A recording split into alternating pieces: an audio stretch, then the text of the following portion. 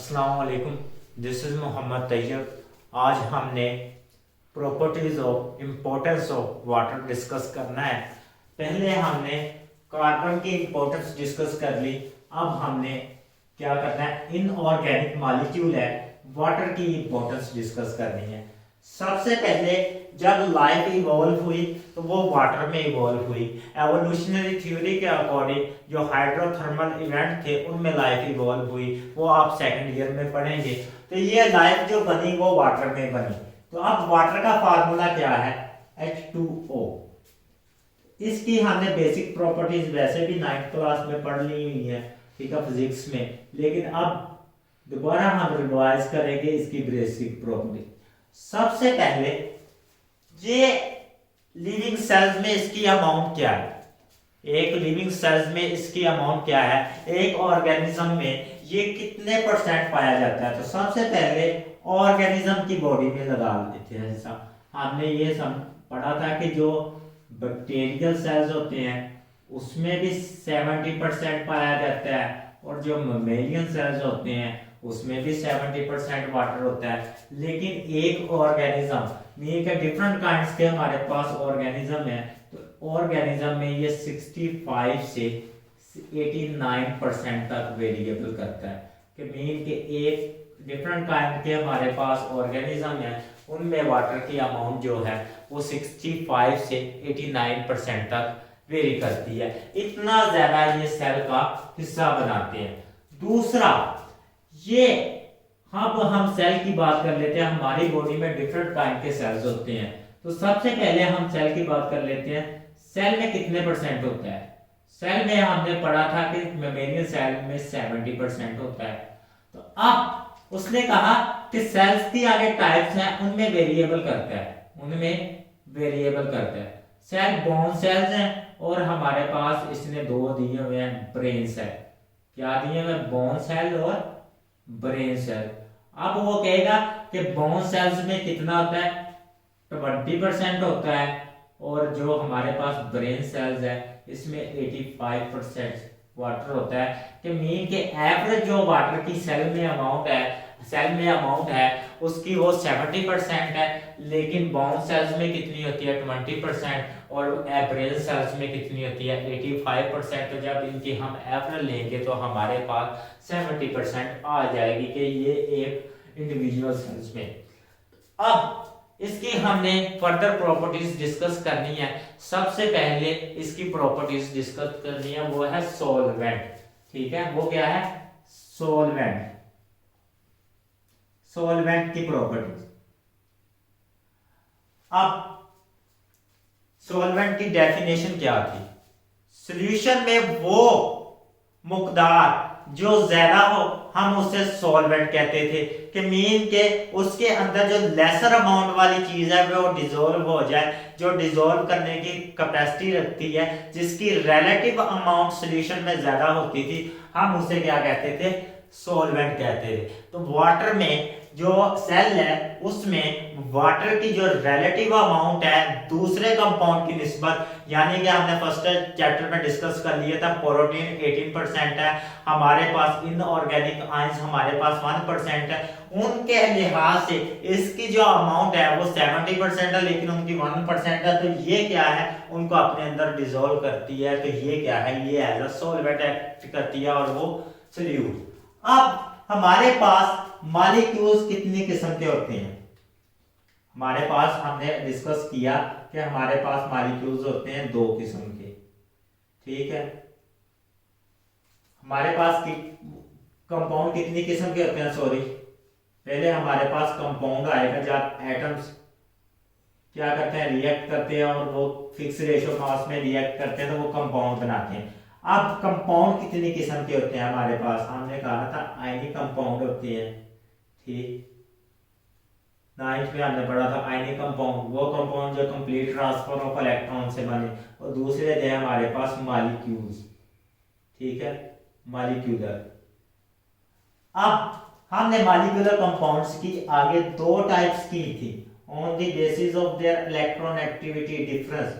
अगर तो electron activity difference 0 आ रहा है तो वो थे नॉन पोलर। वो कौन से थे, नॉन पोलर, अगर मतलब सेम एटम के दरमियान कोवेलेंट बॉन्ड बन रहा है तो वो नॉन पोलर थे।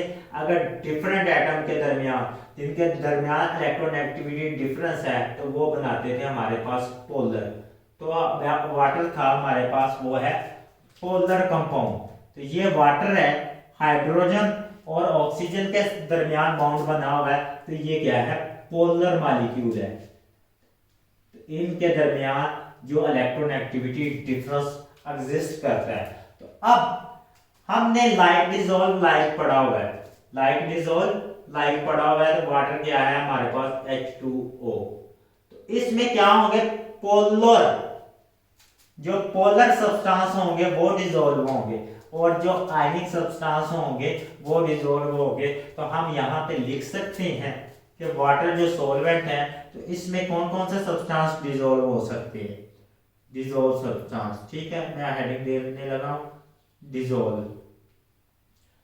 एक तो इनमें क्या डिसॉल्व हो सकते हैं, एक तो हमारे पास पोलर कंपाउंड जो होंगे वो डिसॉल्व हो सकते हैं।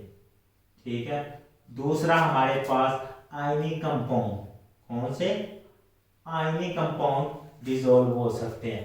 तो अब इनमें वाटर में जो नॉन पोलर है, ये वाले जो नॉन पोलर हैं, ये डिसॉल्व नहीं होते। ये क्या होते हैं, डिसॉल्व नहीं होते, मीन के या वाटर में हल नहीं होंगे, ये अपनी इंटेग्रिटी लूज नहीं करती, तो ये डिसॉल्व नहीं होंगे।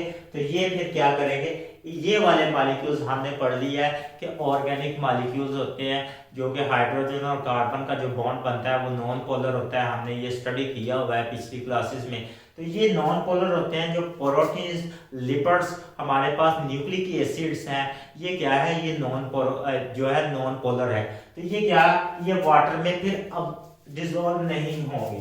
तो प्रोटीन, ठीक, हमारे पास लिपिड्स, और आगे नेक्स्ट जो भी अपने कार्ब्स, कार्बोहाइड्रेट को मैंने कार्ब लिख दिया, न्यूक्लिक एसिड को Na लिख दिया।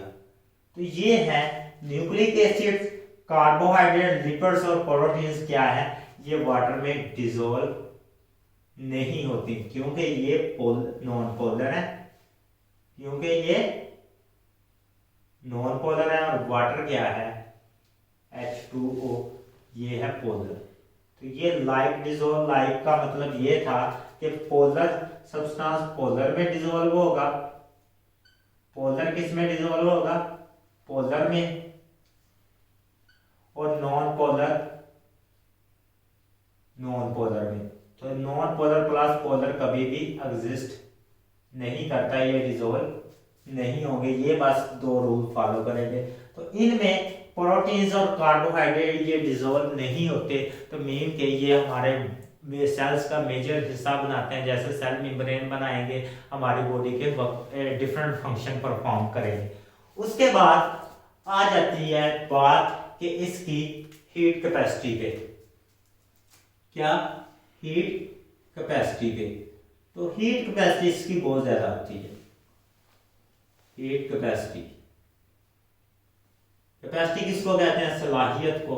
हीट किसको कहते हैं, ये एनर्जी की एक फॉर्म है, हीट, जो के हॉट बॉडी से कोल्ड बॉडी पे ट्रांसफर होती है। तो हम एनर्जी को अब्जॉर्ब करने की सलाहियत, एनर्जी को अब्जॉर्ब करने की सलाहियत को क्या कहते हैं, हीट कैपेसिटी। तो ये वाटर की जो हीट कैपेसिटी है 1, ठीक है, ये अमाउंट ऑफ एनर्जी है। ठीक है, अमाउंट ऑफ एनर्जी,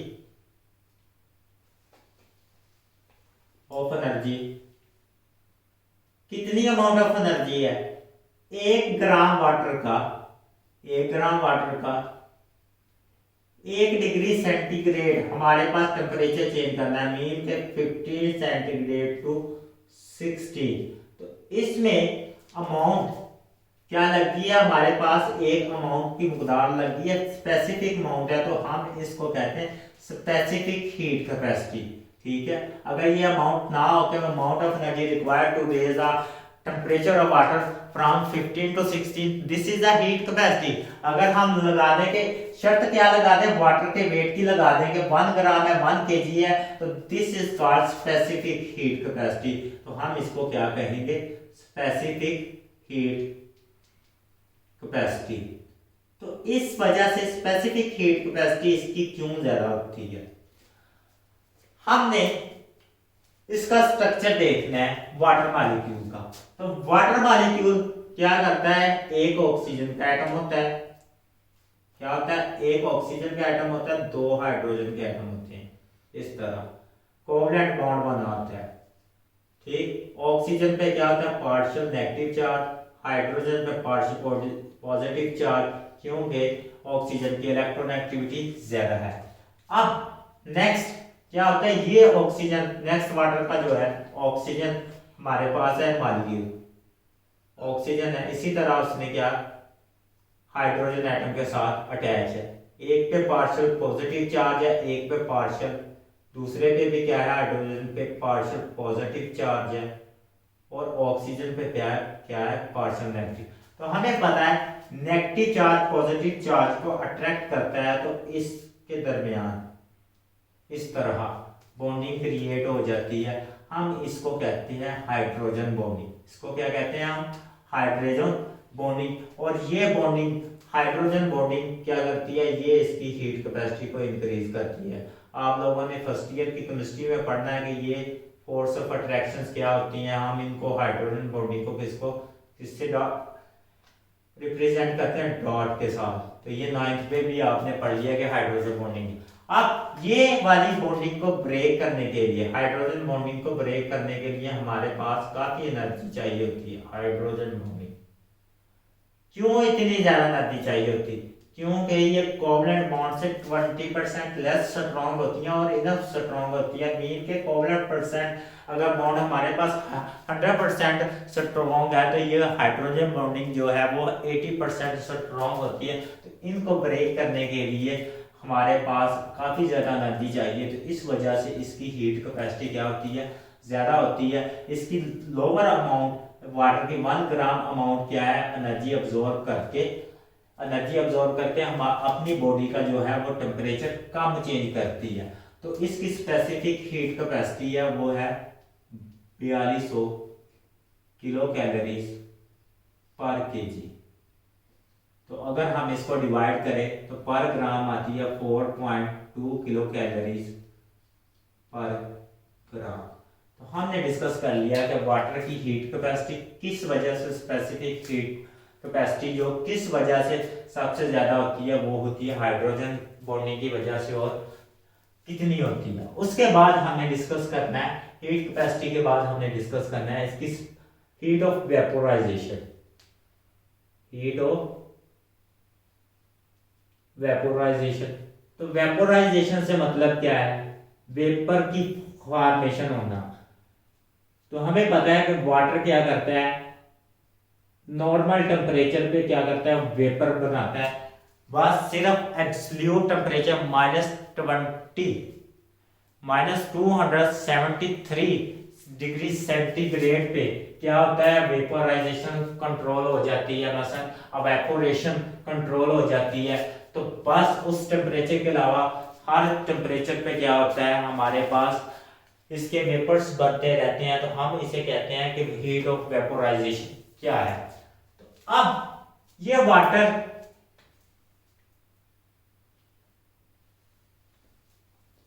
ये थी स्पेसिफिक हीट कैपेसिटी कि 1 gram water 1 centigrade temperature rise करने के लिए कितनी एनर्जी एब्जॉर्ब करता है। तो इसमें हीट ऑफ वेपोराइजेशन ये है कि एक हमारे पास वाटर का मॉलिक्यूल है, वाटर की अमाउंट है, वो लिक्विड स्टेट से वेपर स्टेट में कन्वर्ट होने के लिए कितनी एनर्जी यूज करती है। मीन के लिक्विड स्टेट है हमारे पास, हमने पढ़ा मैटर की 3 स्टेट है, ठीक है, वैसे 4 होती है, अभी तक हमने 3 पढ़ी हुई है, लिक्विड, सॉलिड और हमारे पास गैसियस।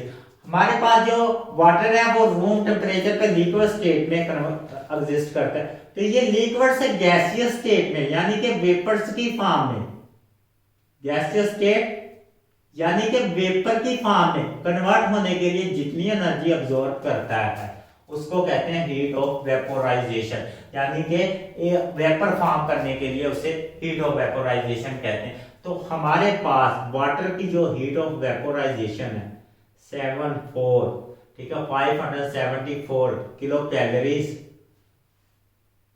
पर केजी है। इतनी पर केजी, 1 किलोग्राम वाटर इतनी एनर्जी एब्जॉर्ब करेगा, तो हमारे पास क्या होगा, 1 किलोग्राम वाटर अवेपोरेट होगा। तो इतनी ज्यादा हीट ऑफ वेपोराइजेशन है। अब इसका बेनिफिट क्या है, हीट ऑफ वेपोराइजेशन का बेनिफिट क्या है, वो हम डिस्कस करने लगे। हमारी बॉडी का जो नॉर्मल टेम्परेचर है वो 37 सेंटीग्रेड पे मेंटेन करना होता है।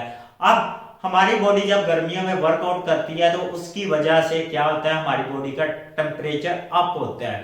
तो अब उस टेम्परेचर को रेगुलेट करने के लिए हमारी बॉडी क्या करती है, वाटर को रिलीज करती है। हमारी बॉडी पे क्या होता है, स्वेट ग्लैंड होते हैं जो कि वाटर प्रेस्पायरेशन के प्रोसेस के जरिए क्या करता है, हमें पसीना आता है, उससे क्या होता है, वाटर बाहर आता है। जब वो वाटर बाहर आता है वो क्या करता है, एनर्जी अब्सॉर्ब करता है, यानी कि हमारी बॉडी से हीट और एनर्जी अब्सॉर्ब करता है और हमारी बॉडी को कूल अफेक्ट करता है। तो यहाँ पे उन्होंने एक बात लिखी हुई है, ठीक, वाटर का 1 सेंटीग्रेड टेम्परेचर, फॉर एग्जाम्पल हमारे पास वाटर की अमाउंट थी, इसमें मैं इधर बना लेता हूं, एक हमारे पास टेस्ट ट्यूब थी, उसमें था वाटर। तो वाटर का टेम्परेचर था फॉर एग्जाम्पल 16 सेंटीग्रेड, इतना था 16 सेंटीग्रेड, मैंने टेम्परेचर मेजर किया, और ये वाटर की अमाउंट थी मेरे पास कितनी, 1000 ml, कितनी थी, 1000 ml, और इसका टेम्परेचर क्या था, 16 ग्रेड। तो अब मैंने इसको कुछ देर के लिए रखा, तो ये वाटर की जो अमाउंट थी वो रहेगी 9, कितनी रहेगी हमारे पास वाटर की अमाउंट, वेपोराइजेशन के बाद, वेपर फॉर्मेशन के बाद रहेगी 998, मीन के 998 ml रहेगी। 2 ml वाटर क्या किया, वेपोरेट हुआ, कितने ml, 2 ml वाटर क्या हुआ, वेपोरेट हुआ, यानी कि वेपर की फॉर्म में वेपोरेट हुआ, यानी कि वो वेपर की फॉर्म में चला गया।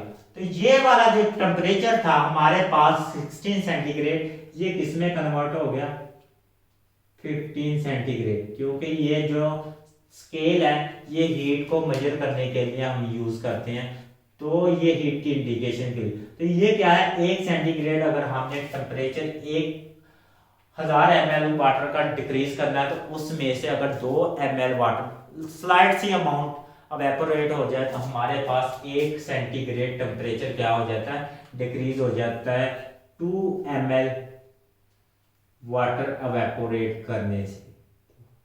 2 ml वाटर एवेपोरेट करने से 1 kg में से कितना टेम्परेचर डिक्रीज होता है, इतना 1 सेंटीग्रेड, और इतनी ज्यादा ये एनर्जी एब्जॉर्ब करता है अगर 1 kg को हमने वेपोराइट करवाना है।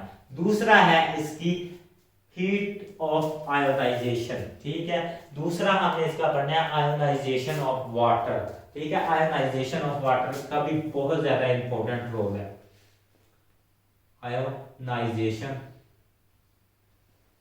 ऑफ वाटर, इसको डिस्कस करने लगे।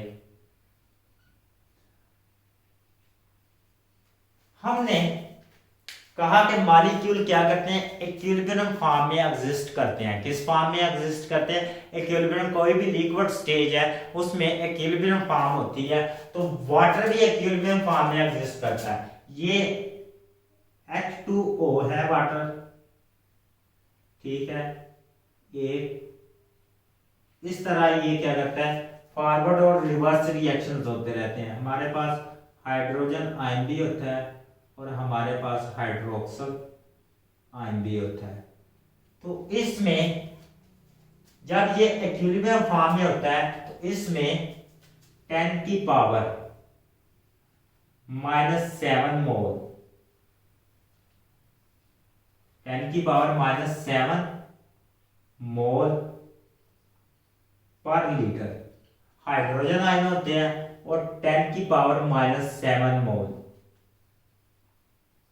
कितने होते हैं पर लीटर हमारे पास हाइड्रोक्सल आयन होते हैं। तो उतने ही हमारे पास हाइड्रोजन आयन होते हैं और उतने ही हाइड्रोक्सिल आयन होते हैं अगर हमारे पास 1 लीटर वाटर है। तो इसमें स्लाइट अमाउंट ऑफ जो वाटर है वो आयोनाइजेशन होती है, और ये आयोनाइजेशन जो है हमारे पास हाइड्रोजन और हाइड्रोक्सिल आयन ये डिफरेंट कंपाउंड को डिसॉल्व करने में भी हेल्प करते हैं, और इसके बाद हमारी बॉडी में जो रिएक्शंस हो रहे हैं हम पढ़ेंगे उनको भी हेल्प करते हैं। तीसरी हमने जो आज लास्ट वाली प्रॉपर्टीज पढ़नी है वो है प्रोटेक्शन। क्या करते हैं? प्रोटेक्शन करते हैं। अब प्रोटेक्शन कैसे करते हैं? प्रोटेक्शन का मतलब क्या है? हिफाजत करते हैं हमारी। तो सबसे पहले ये किसका तौर पे एक्ट करते हैं? ये लुब्रिकेंट के तौर पे एक्ट करते हैं। ठीक है, लुब्रिकेंट। लुब्रिकेंट क्या होता है? आप बाइक चलाते हैं, आप उसमें मोबिलाइल डालते हैं, वो क्या करता है? वो एज अ लुब्रिकेंट एक्ट करता है। वो आग की चीजें यानी गरारियों को घिसने, वियर और टियर होने से बचाता है। तो ये भी क्या करता है? आग की जब बॉडी के डिफरेंट फंक्शंस होते हैं, जो मूवमेंट होती है, उसमें ये क्या करता है? लुब्रिकेंट के तौर पे एक्ट करता है। यानी कि आपकी आईज में है जो टीयर्स होते हैं, जो आंसू होते हैं, वो क्या करते हैं? लुब्रिकेंट के तौर पे एक्ट करते हैं। वो आपकी आईलिड को रब होने से बचाते हैं, यानी कि फ्रिक्शन को रिड्यूस करते हैं। फ्रिक्शन को क्या करते हैं? रिड्यूस करते हैं। तो ये लुब्रिकेंट के तौर पे एक्ट करता है। दूसरा इसका फंक्शन क्या है?